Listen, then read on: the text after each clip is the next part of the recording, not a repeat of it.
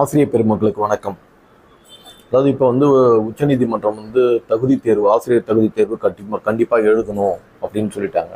இதனால் ஆசிரியர் பெருமக்கள்லாம் கலக்கம் அடைந்திருக்கிறதா செய்திகள்லாம் போடுறாங்க. இதில் கலக்கமடைவதற்கு எதுவுமே இல்லை, பயப்படவே தேவையில்லை.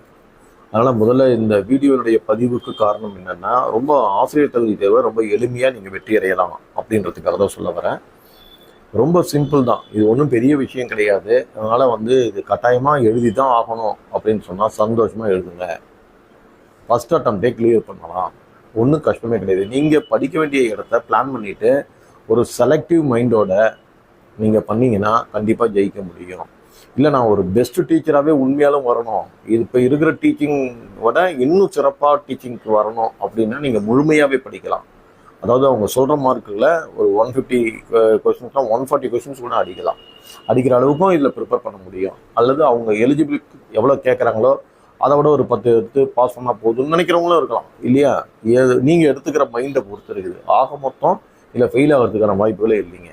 நீங்கள் செலக்டிவாக பண்ணிங்கன்னா பண்ணலாம். நீங்கள் படிக்கிறதுக்கு முன்னாடி ஒரு சிலதை முதல்ல மைண்ட் செட் பண்ணணும், அவ்வளோதான் இதில் இருக்கிறது. இப்போ ஒரு உதாரணமாக பார்த்தீங்கன்னா, பேப்பர் 2ல் நீங்கள் சோஷியல் சயின்ஸ் அப்படி வச்சுருக்கீங்க அப்படின்னு நினச்சிங்கன்னா, நீங்கள் படிக்கும்பொழுது வரலாறு படிக்கும்போது ஒரு உணர்ச்சியோட படிக்கணும். அந்த உணர்ச்சி இருக்கணும். நம்ம நாடு எப்படி இருந்தது, நம்ம நாட்டில் அடிமைகள் எப்படி இருந்திருக்கிறாங்க, எப்படியெல்லாம் நம்ம நாட்டுக்கு யாரெல்லாம் ஆட்சி ஆண்டுருக்கிறாங்க, பாபர் எப்படி உள்ளே வந்தார், அக்பர் என்ன பண்ணியிருக்கிறாரு, அப்புறம் மொகல்ஸ் வரலாறு இப்படி இருக்குது அப்படின்னு சொன்னால், ஹொய்சலர்கள் எப்படி இருக்கிறாங்க, ராஷ்டிரகூடர்கள் எப்படி வந்திருக்கிறாங்க அப்படின்னு சொல்லிட்டு, ஆங்கிலேயர்கள் உள்ளே எப்படி வந்தாங்க, அதில் போர்த்துகீசியர்கள் என்ன பண்ணாங்க, டேனிஷ்காரர்கள் என்ன பண்ணாங்க, இவ்வளோ பேரும் அந்த நாட்டை ஆண்டுருக்கிறாங்களா அப்படின்றத ஒரு உணர்வோடு நீங்கள் படிச்சிங்கன்னா வரலாறை ஈஸியாக படித்து முடிச்சிடலாம். அதே போல் பாருங்கள், புவியியல் படிக்கும்போது இந்த பூமி எவ்வளோ இயற்கையாக படைச்சிருக்கிறாங்க, இந்த பூமி எப்படி இருக்குது, தன்னைத்தானே சுற்றும் போது என்ன நிகழ்வுகள் ஏற்படுது, சூரியனை சுற்றி வரும்போது என்ன நடக்குது, கிரஸ்டில் என்ன இருக்குது, கோரில் என்ன இருக்குது, மேண்டலில் என்ன இருக்குது, சவுத் வெஸ்ட் மான்சூன் எப்படி வருது, நார்த் ஈஸ்ட் மான்சூன் எப்படி வருது அப்படின்றது இயற்கையோடு ஒன்றி இல்லையா. பாருங்கள், உலக நாடுகளை விட இந்தியா எவ்வளோ சேஃபான இடத்துல இருக்குது. சிஸ்மிக் ஜோனில், அதாவது நான் சொல்கிறது பூகம்ப இதில் பார்த்திங்கன்னா நமக்கு ஆபத்தே வராத இடத்துல நம்ம உட்காந்துருக்குறோம்.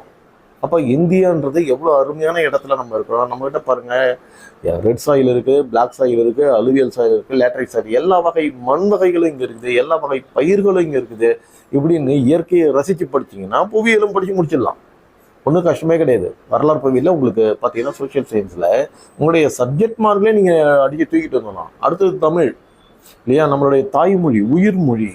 அந்த தாய்மொழி உயிர்மொழியை நம்ம உயிரோட படிக்கிற மாதிரி உயிர்ப்புடன் படிக்கணும், இன்ட்ரெஸ்டாக படிக்கணும். நீங்கள் தமிழ் மொழின்னா திராவிட மொழிகளுடைய சிறப்பு இயல்புகள் எப்படி இருக்குது, நம்ம தாய்மொழியை ஏன் நம்ம மூத்த மொழின்னு சொல்கிறாங்க, தமிழின் சிறப்பு இயல்புகள் என்ன, திராவிட மொழிகளுடைய சிறப்பில் தமிழுக்கு என்ன சிறப்பு இருக்குது அப்படின்றத நீங்கள் பார்க்கணும். அந்த திணைப்பால், எண், இடம், காலம் இதெல்லாம் எப்படி கொடுத்துருக்குறாங்க, எல்லாமே இருக்கக்கூடிய ஒரே மொழியாக இருக்கிறது தமிழ் மொழி. இப்படின்னு சொல்லிட்டு தமிழுடைய மொழியினுடைய அறிவோட இன்ட்ரெஸ்டோட உயிர்ப்போட போகிறீங்கன்னா தமிழும் கற்றுக்கலாம்.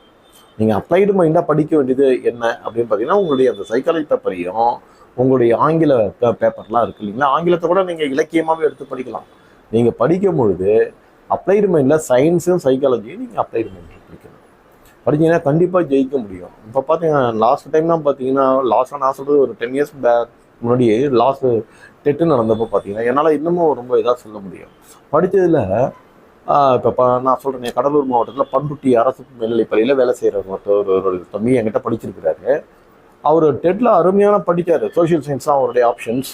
நான் சொல்கிறது அருமையாக படித்தார், செம்மையாக மார்க் எடுத்தார், 130க்கு மேலே மார்க் எடுக்கிறாரு. இன்றைக்கி அந்த ஸ்கூலில் பார்த்தீங்கன்னா நம்பர் 1 டீச்சராக இருக்கார். ஸ்டூடெண்ட்ஸுங்களாம் அவர் சொல்கிறத கேட்குற அளவில் இன்றைக்கி இருக்கிறாரு.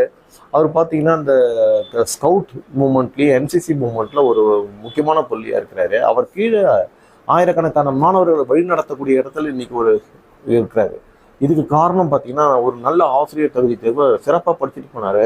அதனால் அவரால் நல்ல ஒரு சிறந்த ஆசிரியராக அந்த ஸ்கூலில் இன்றைக்கி இருக்க முடியுது. பல்வேறு நிகழ்வுகளில் அவருடைய ஃபோட்டோஸை பார்த்து பெருமையாக இருக்குது எனக்கு பார்க்கும்போது, நம்ம அவருக்கு பாடம் சொல்லி கொடுத்துருக்கோமே அப்படின்னு சொல்லிட்டு. அதே போல் பாருங்கள், இந்த நெல்லிக்குப்பம், கடலூர் நெல்லிக்குப்பம் பக்கத்தில் இருக்கக்கூடிய சிறுவந்தாடு அப்படின்ற ஒரு அரசு பள்ளியில் இருக்கிற ஒரு தம்பி பார்த்தீங்கன்னா, அவர் பயாலஜி, அவருடைய பேப்பர் பாட்னி சயின்ஸ் பேப்பர் படிக்கிறாரு. இன்றைக்கி பார்த்தீங்கன்னா அவர் ஒரு ஸ்கூலில் அரசு பள்ளியில் வேலை செய்கிறாரு, டெட்டில் பாஸ் பண்ணி. இன்றைக்கி அவர் ஒவ்வொரு தடவையும் சொல்லும் போதெல்லாம் என்ன சொல்கிறாருன்னா, ஸ்கூலில் இருக்கிற ஸ்டூடெண்ட்ஸ்லாம் அவ்வளோ மரியாதை கொடுக்குறாங்க சார், அப்படியே பசங்க அப்படியே உயிரா நேசிக்கிறாங்க என்ன அப்படின்னு சொல்றாரு. அப்போ நம்ம அவர்கிட்ட அதுக்கான போதுமான அணுகுமுறை, அவருடைய டீச்சிங் ஸ்டைல் எல்லாமே இந்த டெட்டு மூலமா கிடைக்குது. அதனால டெட்டுன்றது உங்களை அடுத்த இடத்துக்கு எடுத்துட்டு போகுதுன்னு சந்தோஷப்படுங்க. இது வரைக்கும் நீங்க டீச்சரா இருக்கிறத விட இன்னும் மேலும் சிறப்பான ஒரு ஆசிரியராக பணியாற்றுவதற்கு ஒரு அனுபவ வாய்ப்புகள்.